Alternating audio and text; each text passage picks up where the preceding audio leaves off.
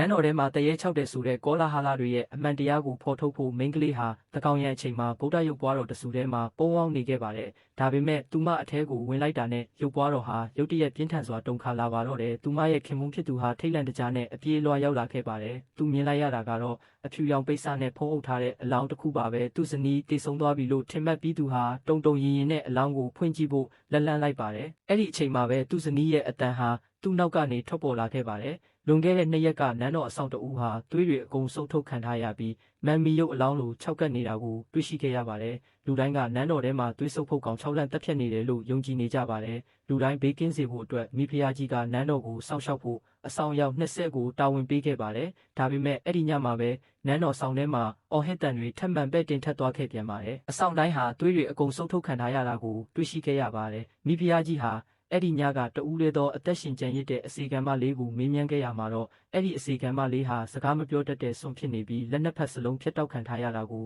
သိလိုက်ရပါတယ်။ဒါကြောင့်မိန်းကလေးဟာသူမကိုယ်တိုင်အစာဖြစ်အနေရပြုခံမှုဆုံးဖြတ်လိုက်ပါတယ်။သူမဟာပုံအောင်လို့ရတဲ့အကန့်မှာတဲ့ဗုဒ္ဓရုပ်ပွားတော်တဆူကိုပြုလုပ်ဖို့လက်မှုပညာသည်တွေကိုခိုင်းစေခဲ့ပါတယ်။ဒါပေမဲ့သူမစောင့်ဆိုင်နေစဉ်မှာပဲရုပ်ပွားတော်ဟာရုတ်တရက်ပြင်းထန်စွာတုန်ခါလာပါတော့တယ်။သူမရဲ့တငယ်ချင်းတွေကအပြင်ကနေအတန်ကြားပြီးသူမကိုတေတံကြအကျဉ်းသားတဦးနဲ့အမြန်လဲပေးခဲ့ပါတယ်။အဲ့ဒီနောက်မှာတော့ရုပ်ပွားတော်တွေကချောင်းကြီးပေါက်နာမှာထူးဆန်းတဲ့အမုံတွေကိုတွေ့ရှိခဲ့ပါတယ်။လူသက်သမားဟာအဲ့ဒီကနေတဆင့်ဝင်လာခဲ့တာလို့သူမတန်တရားဝင်ခဲ့ပါတယ်။လူသက်သမားကိုဘလို့ဖော်ထုတ်ရမလဲလို့စဉ်းစားနေတော့မှပဲသူမဟာဖန်မီအိမ်တစ်ခုကိုမတော်တဆတိုက်မိသွားပါတယ်။အဲ့ဒီအချိန်မှာပဲသူမအကြံတစ်ခုရသွားခဲ့ပါတယ်။သူမဟာနန်းတော်ပြတင်းပေါက်အားလုံးကိုမှန်တွေနဲ့အစားထိုးလိုက်ပါတယ်။ပြီးနောက်နန်းတော်ခန်းမထဲမှာနွားတစ်ကောင်ကိုထားရှိခဲ့ပါတယ်။ညရောက်လာတဲ့အခါနန်းတော်နေရန်စေးပကြီးတွေပေါ်ကလက်ပြတွေဟာရုတ်တရက်အသက်ဝင်လာခဲ့ပါတယ်။သူတို့အားလုံးဟာနွားစီကိုအုပ်စုလိုက်ပြန်တန်းသွားကြပါတယ်။စက္ကန့်ပိုင်းအတွင်းမှာပဲနွားဟာသွေးတွေအကုန်ဆုပ်ထုတ်ခံလိုက်ရတာကိုလူတိုင်းထိတ်လန့်တကြားကြည့်နေခဲ့ကြပါတယ်။6ကပ်နေတဲ့နွားအလောင်းကြီးပဲကြံရစ်ခဲ့ပါတယ်။အဲ့ဒီနောက်လက်ပြတွေဟာရုတ်တရက်လမ်းကြောင်းပြောင်းပြီးသူတို့စီကိုတက်ပြန်တန်းလာခဲ့ပါတယ်။မိဖုရားကြီးကအဆောင်တွေကိုပြတ်တင်းပေါက်တိုင်းကိုခိုင်ခန့်တဲ့အကာအရံတွေနဲ့ပိတ်ဖို့